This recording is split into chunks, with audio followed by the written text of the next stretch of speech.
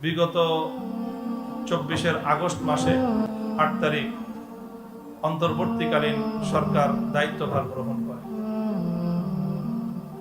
বিগত 15 বছরের ফ্যাসিবাদী আমলে বাংলাদেশে রাজনৈতিক অঙ্গনে যে সকল সংগঠনগুলো সবচেয়ে বেশি নিগৃহীত, নির্যাতিত এবং ফ্যাসিবাদের উৎপীড়নের শিকার হয়েছে, তার মধ্যে অন্যতম সংগঠন বাংলাদেশ খেলাফত মজলিস। বাংলাদেশ খেলাফত মজলিসের কেন্দ্রীয় প্রায় সকল নেতৃত্ব দীর্ঘ সময় কারাগারে নিক্ষিপ্ত হয়েছে এবং সরাসরি ফ্যাসিবাদী রেজিম সরকারের প্রধান শেখ হাসিনা শাহিদ সরাসরি টার্গেটে পরিণত হয়েছিল বাংলাদেশ খেলাফত মজলিস এবং তার নেতৃত্ব। সেই জায়গা থেকে বাংলাদেশ খেলাফত মজলিস মনে করে যে তারা বাংলাদেশের জুলাই আগস্ট বিপ্লবের অন্যতম স্টেক হোল্ডার। বাংলাদেশ খেলাফত মজলিস মূলত তার রাজনৈতিক দর্শন তার নামের মাধ্যমেই জাতির সামনে স্পষ্ট করেছে। বাংলাদেশ খেলাফত মজলিসের মূল লক্ষ্য এবং উদ্দেশ্য হলো আল্লাহর জমিনে আল্লাহর বিধান বাস্তবায়ন করা, খেলাফত ব্যবস্থা প্রতিষ্ঠিত করা, প্রবর্তন করা। এটাই হলো বাংলাদেশ খেলাফত মজলিসের রাজনৈতিক দর্শন।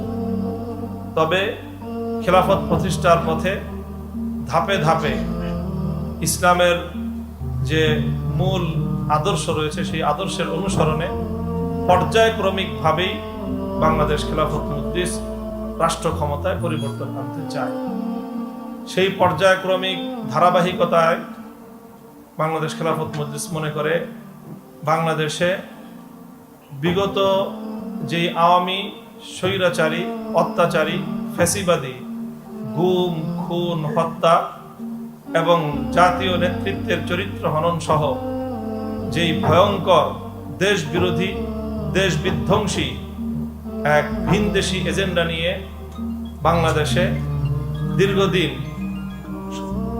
রাষ্ট্রযন্ত্র পরিচালনা নয় বরং রাষ্ট্রযন্ত্রকে দেশের বিরুদ্ধে, জনগণের বিরুদ্ধে লেলিয়ে দিয়ে যে আত্মঘাতী এক ষড়যন্ত্রের রাজনীতি করেছে, সেই জায়গায় বাংলাদেশ খেলাফত মজলিস মনে করে আওয়ামী রেজিমের ফ্যাসিবাদী দুঃশাসনের বিরুদ্ধে দেশ, জাতি এবং সকল রাজনৈতিক পক্ষগুলো ঐক্যবদ্ধ থেকে তারপরে যার যার দলীয় স্বার্থ এবং দলীয় এজেন্ডা নিয়ে তারা বাংলাদেশের রাজনীতিতে অংশগ্রহণ করবে।